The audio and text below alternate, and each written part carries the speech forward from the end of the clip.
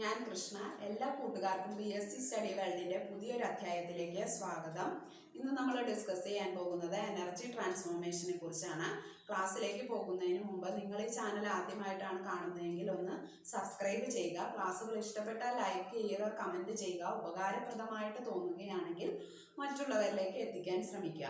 അപ്പോൾ നമുക്ക് ക്ലാസ്സിലേക്ക് പോകാം. ക്ലാസ്സിലേക്ക് പോകുന്നതിന് മുമ്പ് 15-ാം തീയതി നമ്മുടെ 10th ലെവൽ പ്രിലിമിനറി എക്സാമിൻ്റെ ആദ്യഘട്ട പരീക്ഷ തുടങ്ങുകയാണ്. പരീക്ഷ എഴുതുന്ന എല്ലാ കൂട്ടുകാർക്കും BSc സ്റ്റഡി വേൾഡിൻ്റെ വിജയാശംസകൾ നേരുന്നു. അതേപോലെ നമ്മൾക്ക് ഈ ചാനലിൽ നിന്ന് ഒരുപാട് ക്ലാസ്സുകളൊന്നും നിങ്ങൾക്ക് തരാൻ കഴിഞ്ഞിട്ടില്ല. എടുത്ത ക്ലാസ്സുകൾ നിങ്ങൾക്ക് ഉപകാരപ്രദമായി തീരട്ടെ എന്ന് പ്രാർത്ഥിക്കുന്നു. കഴിഞ്ഞ ക്ലാസ്സിൽ നമ്മൾ വർക്ക്, പവർ, എനർജി എന്നിവയെ പറ്റി എല്ലാം ഡിസ്കസ് ചെയ്തിരുന്നു. അപ്പൊ എനർജി അല്ലെങ്കിൽ ഊർജം എന്ന് വെച്ചാൽ എന്താണ്? The ability of a body to do the work. അതായത് പ്രവൃത്തി ചെയ്യുവാനുള്ള കഴിവാണ് എന്ത്? ഊർജം എന്ന് പറയുന്നത്, അല്ലേ? അപ്പൊ ഊർജത്തിന് നമ്മൾ എന്താണ് 2 ടൈപ്പിൽ ക്ലാസിഫൈ ചെയ്തിട്ടുണ്ടായിരുന്നു എന്ന് പറഞ്ഞു. പൊട്ടൻഷ്യൽ എനർജിയും കൈനറ്റിക് എനർജിയും. ഇന്ന് നമ്മൾ ഡിസ്കസ് ചെയ്യാൻ പോകുന്നത് ഊർജ പരിവർത്തനത്തെ കുറിച്ചാണ്. അതിന് സഹായിക്കുന്ന ഉപകരണങ്ങളെ കുറിച്ചുമാണ്. അപ്പൊ നമ്മൾ മെയിനായിട്ട് അതിലേക്ക് പോകുന്നതിന് മുമ്പ് നമ്മൾക്ക് പ്രകൃതിയിൽ 2 തരത്തിലുള്ള ഊർജങ്ങൾ അവൈലബിൾ ആണ്. 2 തരത്തിലുള്ള എനർജീസ് ഉണ്ട്. ഒന്നെന്ന് പറയുന്നത് brown energy. First one brown energy. Second one green energy. Green energy അല്ലെങ്കിൽ ഹരിതോർജം അല്ലെങ്കിൽ ക്ലീൻ എനർജി എന്നൊക്കെ അറിയപ്പെടുന്നു. ഓക്കെ, അപ്പൊ 2 ടൈപ്പിലുള്ള ഊർജഭാവങ്ങളാണ് പ്രകൃതിയിലുള്ളത്.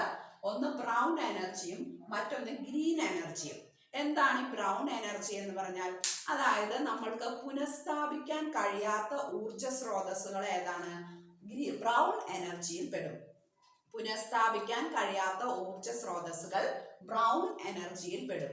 അതായത് നമ്മുടെ ആഗോള താപനം പോലെയുള്ള മലിനീകരണങ്ങൾക്ക് കാരണമാകുന്ന എല്ലാ ഊർജ സ്രോതസ്സുകളും ഏത് വിഭാഗത്തിലാണ് പെടുന്നത്?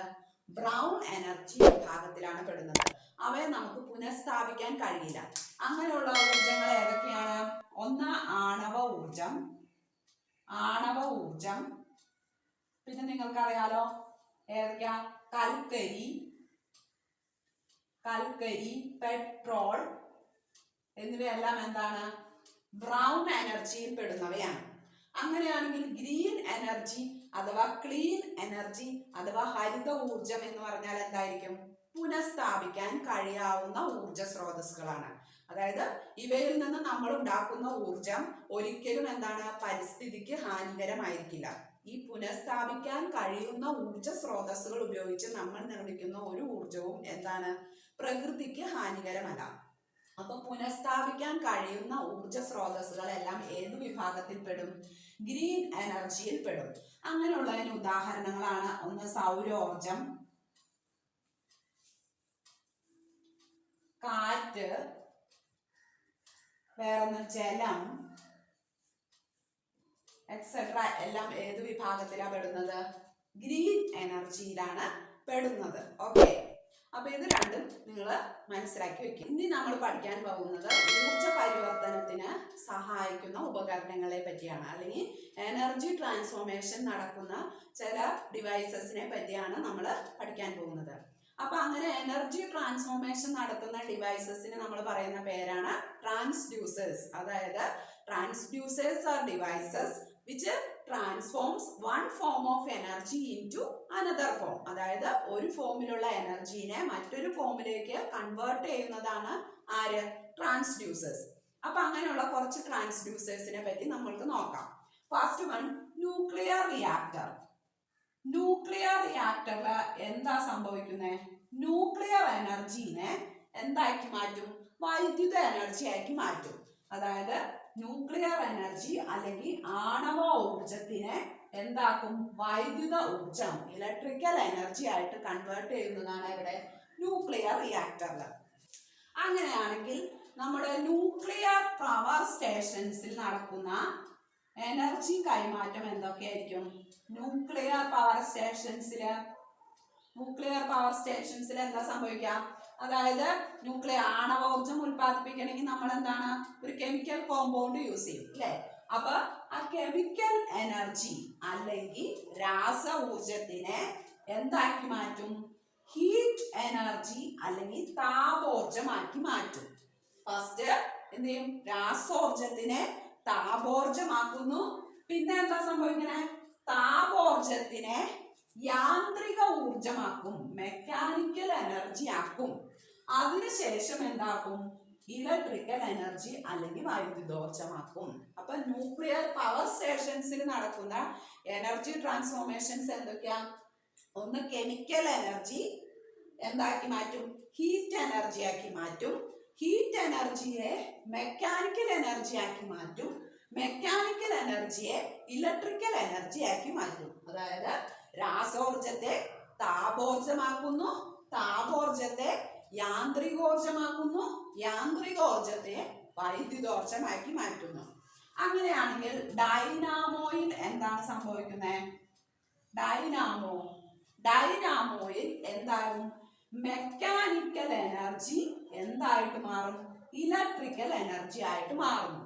മെക്കാനിക്കൽ എനർജി ഇലക്ട്രിക്കൽ എനർജി ആവുന്നു. അതായത് യാന്ത്രികോർജം വൈദ്യുതോർജമായിട്ട് മാറുന്ന മാറ്റുന്ന ഡിവൈസാണ് ഡൈനാമോ. അങ്ങനെയാണെങ്കിൽ നമ്മുടെ ഹൈഡ്രോ ഇലക്ട്രിക് പവർ സ്റ്റേഷൻസിൽ എന്ത് എനർജി ട്രാൻസ്ഫോർമേഷൻസ് ആണ് നടക്കുന്നത്? ഹൈഡ്രോ ഇലക്ട്രിക് പവർ സ്റ്റേഷൻസ് എന്താ? ജലവൈദ്യുത നിലയങ്ങൾ. ജലവൈദ്യുത നിലയത്തിൽ എന്താണ്? നമ്മൾ കെട്ടി നിർത്തിയിരിക്കുന്ന അണക്കെട്ടിയിൽ സംഭരിച്ചിരിക്കുന്ന ജലം തുറന്നു വിട്ട് ടർബൈനെ കറക്കി ആണ് ഉൽപ്പാദിപ്പിക്കുന്നത്? വൈദ്യുതി ഉൽപ്പാദിപ്പിക്കുന്നത്. അപ്പൊ ഹൈഡ്രോ ഇലക്ട്രിക് പവർ സ്റ്റേഷൻസില് അണക്കെട്ടിൽ കെട്ടി നിർത്തിയിരിക്കുന്ന ജലത്തിന് എന്താ? ഉയരത്തിൽ കെട്ടി നിർത്തിയിരിക്കുന്ന ജലത്തിനുള്ള എനർജി ഏതാണ്? പൊട്ടൻഷ്യൽ എനർജി അല്ലെങ്കിൽ സ്ഥിതികോർജം. ആ വെള്ളം തുറന്നു വിടുമ്പോൾ എന്താ സംഭവിക്കണേ? ആ പൊട്ടൻഷ്യൽ എനർജി കൈനറ്റിക് എനർജി ആയിട്ട് മാറും, ഗതികോർജമായിട്ട് മാറും. ദെൻ ഈ തുറന്ന വെള്ളം ടർബൈനെ കറക്കുമ്പോൾ ടർബൈൻ എന്താ?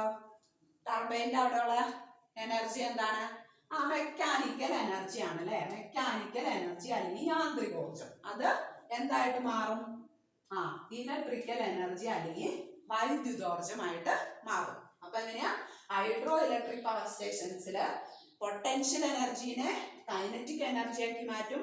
കൈനറ്റിക് എനർജി മെക്കാനിക്കൽ എനർജി ആവും. മെക്കാനിക്കൽ എനർജി പിന്നെ എന്താണ്? ഇലക്ട്രിക്കൽ എനർജി ആവും. അപ്പൊ എന്താണ്?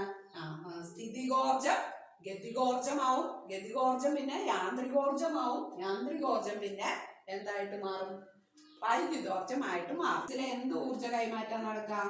തെർമൽ പവർ സ്റ്റേഷൻസ്, അതായത് താപവൈദ്യുത നിലയങ്ങൾ. താപവൈദ്യുത നിലയങ്ങളില് എന്താ? നമ്മൾ എന്തെങ്കിലും കെമിക്കൽസ് യൂസ് ചെയ്യും. അതായത് കൽക്കരി അല്ലെങ്കിൽ നാഫ്ത പോലെയുള്ള ഇന്ധനങ്ങൾ കത്തി ഉണ്ടാകുന്ന എന്താണ്? ചൂട് കൊണ്ട് ടർബൈൻ കറങ്ങി അങ്ങനെയാണ് ഇലക്ട്രിക്കൽ എനർജി ഉണ്ടാകുന്നത്. അപ്പൊ എന്താണ്? കൽക്കരി നാഫ്ത പോലെയുള്ളതിനെ നമ്മൾ എന്താ പറയും? കെമിക്കൽ എനർജി ആണെന്ന് പറയാം. അപ്പൊ കെമിക്കൽ എനർജിയെ എന്താക്കി മാറ്റും? Heat energy. ഹീറ്റ് എനർജി ആക്കി മാറ്റും.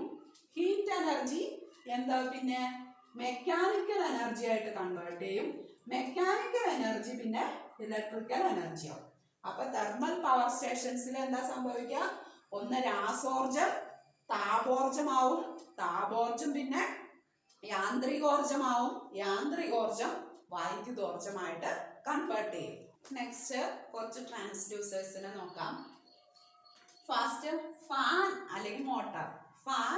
മോട്ടർ ഫാൻ ആണെങ്കിൽ എന്താണ്? സ്വിച്ച് ഇടുമ്പോൾ ഫാൻ എന്താണ്? കറങ്ങുന്നു. മോട്ടർ ആണെങ്കിലും സ്വിച്ച് ഇടുമ്പോഴാണ് എന്ത് ചെയ്യുന്നത്? വർക്ക് ചെയ്യുന്നത്. അപ്പൊ എന്താണ്? ഇലക്ട്രിക്കൽ എനർജി എന്തായിട്ട് മാറുന്നു? മെക്കാനിക്കൽ എനർജി ആയിട്ട് മാറുന്നു. അതായത് ഫാനിലും മോട്ടറിലും വൈദ്യുതോർജം എന്താവുന്നു? യാന്ത്രിക ഊർജമാകുന്നു. അടുത്തത് ഹീറ്റർ അല്ലെങ്കിൽ അയൺ ബോക്സ്. ഹീറ്റർ എങ്ങനെയാ? നമ്മൾ സ്വിച്ച് ഇടുമ്പോൾ ആ കോയിലില് ഹീറ്റ് ജനറേറ്റ് ചെയ്യുന്നു, വെള്ളം ചൂടാവുന്നു. അയൺ ബോക്സ് ആണെങ്കിലും എന്താണ്? സ്വിച്ച് ഇടുമ്പോൾ എന്താണ്? ചൂട് ഉണ്ടാവുകയാണ് ചെയ്യുന്നത്. അപ്പൊ ഹീറ്റർ അല്ലെങ്കിൽ അയൺ ബോക്സില് ഇലക്ട്രിക്കൽ എനർജി എന്തായിട്ട് മാറുന്നു? ഹീറ്റ് എനർജി ആയിട്ട് മാറുന്നു. വൈദ്യുതോർജം താപോർജമായിട്ട് മാറുന്നു. ബൾബ്. ബൾബ് എങ്ങനെയാ? സ്വിച്ച് ഇടുമ്പോൾ ബൾബ് കത്തും, അപ്പൊ ഒരു പ്രകാശം ഉണ്ടാവും. അതോടൊപ്പം തന്നെ എന്താണ്, ബൾബ് കത്തുമ്പോൾ ഒരു ചൂടും ഉണ്ടാവുന്നുണ്ട് അല്ലെ? അപ്പൊ ബൾബ് ഇലക്ട്രിക്കൽ എനർജിയെ എന്താക്കി മാറ്റും? ഹീറ്റ് എനർജിയും ലൈറ്റ് എനർജിയുമായിട്ട് മാറ്റും. അതായത് വൈദ്യുതോർജ്ജത്തിനെ താപോർജ്ജവും പ്രകാശോർജ്ജവുമാക്കി മാറ്റുന്നതാണ് ബൾബ്. മൈക്രോഫോൺ എങ്ങനെയാ? നമ്മൾ സംസാരിക്കുമല്ലേ, നമ്മുടെ സൗണ്ടിനെ എന്താക്കി മാറ്റും? ഇലക്ട്രിക്കൽ എനർജി ആയിട്ട് മാറ്റും. അപ്പൊ മൈക്രോഫോൺ സൗണ്ട് എനർജിയെ ഇലക്ട്രിക്കൽ എനർജി ആക്കുന്നു. അതായത് നമ്മുടെ ശബ്ദോർജ്ജത്തെ എന്താക്കുന്നു? വൈദ്യുതോർജ്ജമാക്കുന്നു. ദെൻ ലൗഡ് സ്പീക്കർ എങ്ങനെയാ? നമ്മൾ കൊടുക്കുന്ന സൗണ്ട് ഉച്ചത്തിൽ കേൾക്കുകയാണ് ചെയ്യുന്നത്. അപ്പൊ അവിടെ എന്താണ്, നമ്മുടെ ഇലക്ട്രിക്കൽ എനർജി ആണ് എന്തായിട്ട് മാറുന്നത്? സൗണ്ട് എനർജി ആയിട്ട് മാറുന്നത്. ലൗഡ് സ്പീക്കർ ഇലക്ട്രിക്കൽ എനർജിയെ എന്താക്കുന്നു? സൗണ്ട് എനർജി ആക്കുന്നു. അതായത് വൈദ്യുതോർജ്ജത്തിനെ എന്താക്കുന്നു? ശബ്ദോർജ്ജമാക്കി മാറ്റുന്നു. ഇനി സോളാർ സെല്ലിൽ എന്താ കൈമാറ്റം നടക്കുന്നത്? സോളാർ സെല്ലിലേക്ക് നമ്മൾ എന്താണ്? സൗരോർജ്ജമാണ് വരുന്നത്. അതിന് നമ്മൾ എന്ത് ചെയ്യുക? വൈദ്യുതോർജ്ജമാക്കുകയാണ്. അപ്പൊ സോളാർ സെല്ലില് ലൈറ്റ് എനർജി എന്തായിട്ട് മാറും? ഇലക്ട്രിക്കൽ എനർജി ആയിട്ട് മാറും. അതായത് പ്രകാശ ഊർജം എന്തായിട്ടാണ് മാറുന്നത്? വൈദ്യുതോർജ്ജമാകുന്നു. കത്തുന്ന മെഴുകുതിരി കത്തുമ്പോൾ മെഴുകുതിരി ഉണ്ടാക്കിയിരിക്കുന്നത് എന്താണ്? കെമിക്കൽ പദാർത്ഥങ്ങൾ കൊണ്ടാണ്. അപ്പൊ രാസോർജ്ജമാണ് അവിടെ ഉണ്ടാവുന്നത്. അപ്പൊ കെമിക്കൽ എനർജി കത്തുമ്പോൾ എന്താണ്? വെളിച്ചം ഉണ്ടാവുന്നുണ്ട്, ചെറിയ ചൂടുണ്ടാവുന്നുണ്ട്. അപ്പൊ കത്തുന്ന മെഴുകുതിരിയിൽ നടക്കുന്നത് കെമിക്കൽ എനർജിയെ ഹീറ്റ് എനർജിയും ലൈറ്റ് എനർജി ആയിട്ട് മാറും. അതായത് രാസോർജ്ജത്തിനെ താപോർജ്ജവും പിന്നെന്താണ്? പ്രകാശോർജ്ജവുമായിട്ട് മാറ്റുന്നു. സ്റ്റീം ടർബൈൻ എന്താണ്? ആവിയന്ത്രത്തിൽ എന്താ സംഭവിക്കുന്നത്? ഒന്ന് ഹീറ്റ് എനർജി കൊടുക്കുമ്പോൾ എന്ത് ചെയ്യും? മെക്കാനിക്കൽ എനർജി ആയിട്ട് മാറും. അതായത് സ്റ്റീം ടർബൈൻ എന്ത് ചെയ്യുന്നു? താപോർജ്ജത്തിനെ എന്തേക്ക് മാറ്റും? യാന്ത്രികോർജ്ജമാക്കി മാറ്റുന്നു. ഇലക്ട്രിക് ബെൽ എങ്ങനെയാ? സ്വിച്ച് ഇടുമ്പോൾ സൗണ്ട് ഉണ്ടാവുക ചെയ്യുന്നത്. അപ്പൊ എന്താണ്? ഇലക്ട്രിക്കൽ എനർജിനെ സൗണ്ട് എനർജി ആക്കുന്നു. അപ്പൊ ഇലക്ട്രിക് ബെല്ല് വൈദ്യുതോർജ്ജത്തിനെ ശബ്ദോർജ്ജമാക്കി മാറ്റുന്നു. ദെൻ ഫോട്ടോ ഇലക്ട്രിക് എഫക്റ്റിൽ നടക്കുന്നത് എന്താ? ഫോട്ടോ ഇലക്ട്രിക് എഫക്റ്റില് നമ്മൾ എന്താണ്? ലൈറ്റ് എനർജിയാണ് എന്തായിട്ട് മാറുന്നത്? രാസോർജ്ജമായിട്ട് മാറുന്നത്. അപ്പൊ ഫോട്ടോ ഇലക്ട്രിക് എഫക്റ്റില് ലൈറ്റ് എനർജി കെമിക്കൽ എനർജി ആയിട്ട് മാറും. ഇതോടുകൂടി നമ്മൾ ക്ലാസ് വൈൻഡപ്പ് ചെയ്യാണ്. ക്ലാസ്സുകൾ എല്ലാവർക്കും ഇഷ്ടപ്പെട്ടെങ്കിൽ ലൈക്ക് ചെയ്യുക, കമൻറ്റ് ചെയ്യുക, ചാനൽ ഒന്ന് സബ്സ്ക്രൈബ് ചെയ്യുക. എല്ലാ കൂട്ടുകാർക്കും നന്മ നേരുന്നു. Thank you.